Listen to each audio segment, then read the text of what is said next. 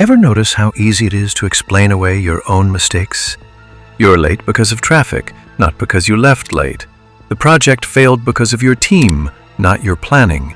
The argument happened because of what they said, not what you did first. We've all built a lifetime of small, comfortable excuses, and every single one of them quietly costs us the one thing that actually builds a strong life: ownership. Now, picture this. A man breaks one rule inside a hotel that exists specifically to be neutral ground. One rule. And instead of running, instead of hiding, instead of finding someone else to blame for the mess, he simply accepts what comes next. No negotiation, no excuses. He broke it, so he pays for it. Who? John Wick. A man hunted by armies, betrayed by friends, excommunicated by the very system he once served. And through every single consequence, he never once says, "It's not my fault." What does a man who lives entirely by consequences understand about accountability that most of us spend our whole lives avoiding? Why does he never run from the price of his own choices, even when that price is his own life? In this video, we're breaking down 8 lessons from John Wick on taking 100% accountability for your actions. Lessons that will change how you handle every mistake, every failure, and every hard consequence you face from today onward. Stick around till the end, because the final lesson is the one most people get completely backwards. Full accountability isn't just a moral position, it's a strategic one. The person who says, "I caused this, here's how I'm fixing it," before anyone has to ask, keeps control of the story and the solution. The person who waits to be confronted loses both. John Wick understands this instinctively. He doesn't wait for the world to hand in consequences. He steps toward them, because stepping toward a consequence you already know is coming is always less costly than being dragged toward one.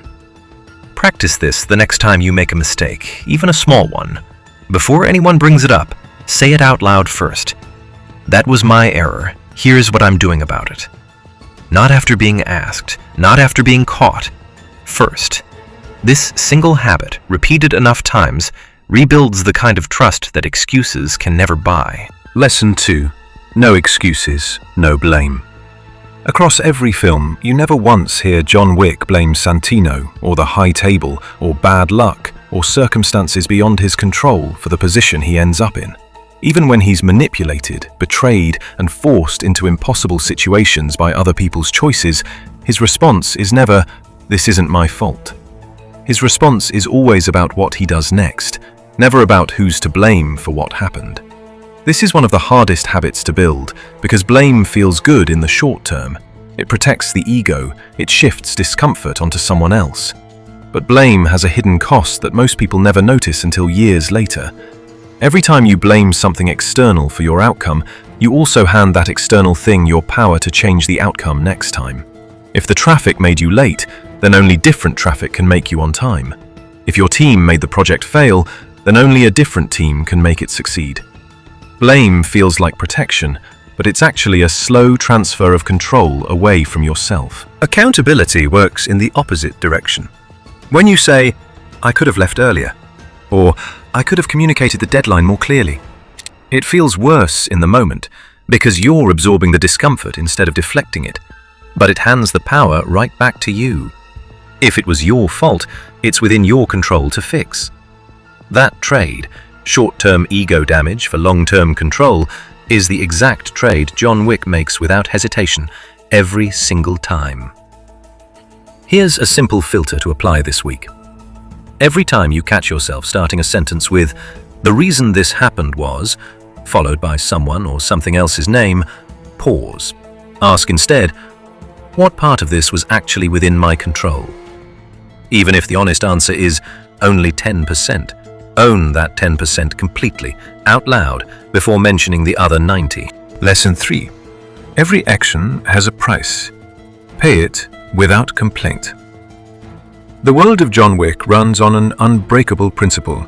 Rules have consequences, and once you've triggered one, the price is simply due. Nobody in that world negotiates the marker system after the fact. Nobody complains that the price is unfair once the debt has been called in. You take the action, you accept the price that comes with it, whatever it turns out to be. Most people want the freedom to act however they choose, but they also want to renegotiate the consequences after the fact if those consequences turn out to be harder than expected. This shows up everywhere in ordinary life. Someone spends recklessly for years and then feels genuinely wronged when the debt catches up to them. Someone skips training for months and then feels cheated when they're outperformed by someone who didn't skip a single session. The action and the consequence were never actually separate events. They were the same event, just separated by time. Complaining about the consequence later is really just complaining about the choice you already made. The mature version of accountability isn't just admitting fault after something goes wrong. It's accepting in advance that whatever price comes attached to an action is simply part of that action, not an unfair surprise tacked on afterward. When you choose to skip the workout, you've also already chosen the body that results from skipping it. When you choose the shortcut at work, you've also already chosen the quality that shortcut produces. There was never a version where you got the action without the price. Before your next big decision this week, name the price out loud in advance, not just the benefit. If you're choosing comfort over effort, say specifically what that comfort will cost you down the line. Naming the price before you pay it removes the shock and the complaint when the bill eventually comes due. Lesson 4. Clean up your own mess. Every time chaos erupts around John Wick, and it erupts constantly, he doesn't offload the cleanup onto someone else.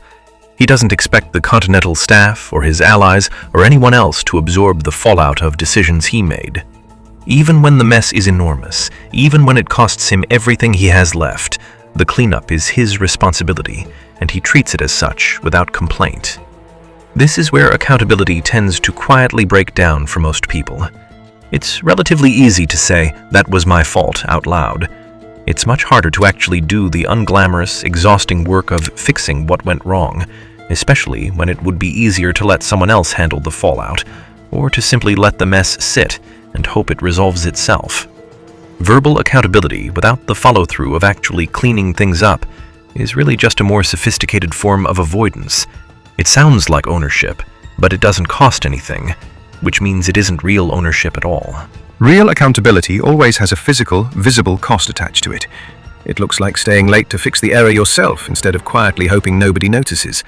It looks like having the uncomfortable conversation you caused instead of letting the relationship quietly decay. It looks like redoing the work that fell short, even when you're tired and would rather move on. The words, "I'm sorry," or "that was my mistake," are only the opening of accountability, never the end of it. The next time you cause a problem, big or small, resist the urge to stop at the apology. Ask yourself specifically, what is the actual cleanup action here? And have I done it yet? Or have I just said the right words and quietly hoped that was enough? Lesson 5. Accept the cost of your past. John Wick's past never fully leaves him. The choices he made years earlier, the reputation he built, the debts he owes, all of it follows him into the present, whether he wants it to or not. And notably, he never argues that the past shouldn't count anymore, or that enough time has passed, or that he's a different person now, so the old consequences should be waived. He accepts that the past is simply part of the bill he's still paying. Most people want a kind of statute of limitations on their own past decisions. Enough time passes, and quietly, the expectation forms that the consequences should have expired along with the memory of the choice itself. But consequences don't actually work on a timer. The debt from years of unhealthy habits doesn't disappear just because you've decided you're ready to be healthy now. The trust lost from a past betrayal doesn't automatically return just because you've changed since then. Growth is real, and it matters, but growth doesn't erase the bill. It simply means you're now a person capable of paying it honestly instead of running from it. This distinction matters enormously for anyone trying to actually change. The goal was never to erase what happened before.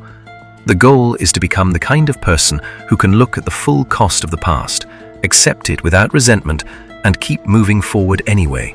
paying down what's owed while still building something new. John Wick doesn't get to skip his debts because he wants to retire. He simply pays what's owed, on the terms the world sets, not the terms he'd prefer. If there's a past mistake still quietly costing you something today, a relationship, a habit, a reputation, stop waiting for it to simply expire on its own. Name specifically what repayment would actually look like and begin making that payment this week, even if it's slow and even if nobody's forcing you to. Lesson 6.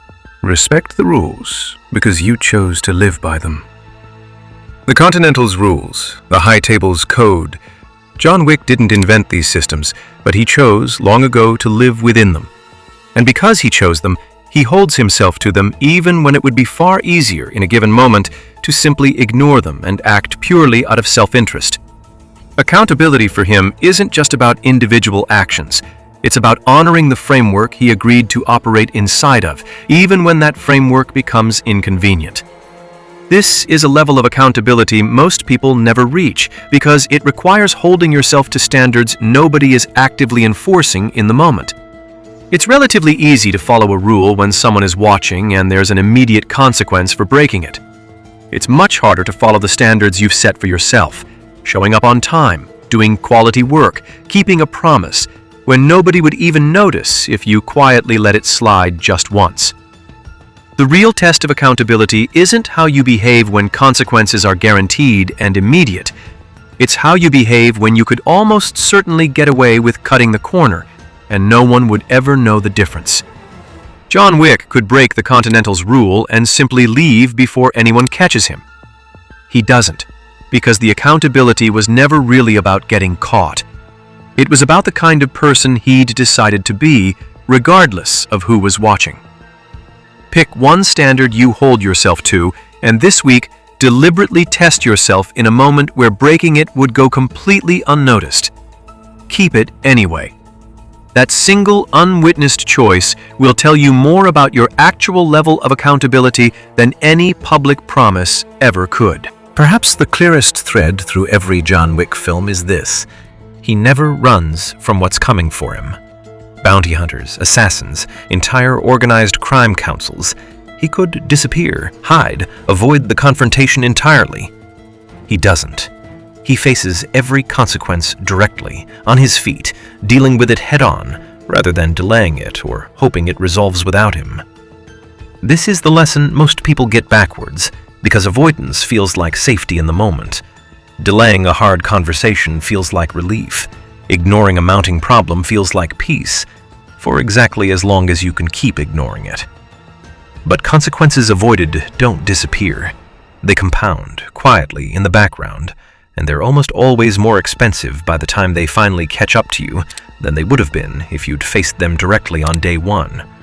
Running from a consequence is really just borrowing against your future self at a worse interest rate than facing it now would ever cost you. The overdue conversation gets harder the longer it's avoided, not easier. The financial problem gets bigger the longer it's ignored, not smaller. The skill gap gets wider the longer it's not addressed, not narrower. Every day of avoidance is a day of interest added to a debt you were always going to have to pay eventually, one way or another. Identify the one consequence you're currently avoiding facing: the conversation, the debt, the mistake, the gap in a skill or relationship. Set a specific date this week, not eventually, to face it directly. Whatever it costs you to face it now will almost always be smaller than what it will cost you to keep running from it for another month. That's what John Wick teaches us about accountability. Not perfection, not never making mistakes in the first place, just 8 repeatable decisions. Own the consequence before it's forced on you. Drop the blame and the excuses. Accept the price of every action without complaint. Actually clean up your own mess instead of just apologizing for it. Accept the cost of your past instead of waiting for it to expire. Respect your own standards even when nobody's watching. Take full responsibility even when it costs you everything. And never run from what's coming for you. None of this is about becoming someone who never fails. It's about becoming someone whose word means something. Because when things go wrong, And they always eventually go wrong for everyone. You're the kind of person who steps toward the consequence instead of away from it. That's the entire difference between people who are trusted with more over time and people who slowly lose access to opportunities without ever quite understanding why. Own it. Pay it. Never run. It's your move. Thanks for watching. If this helped you rethink accountability in your own life, hit that like button, subscribe for more, and share it with someone who needs to hear this today, not eventually.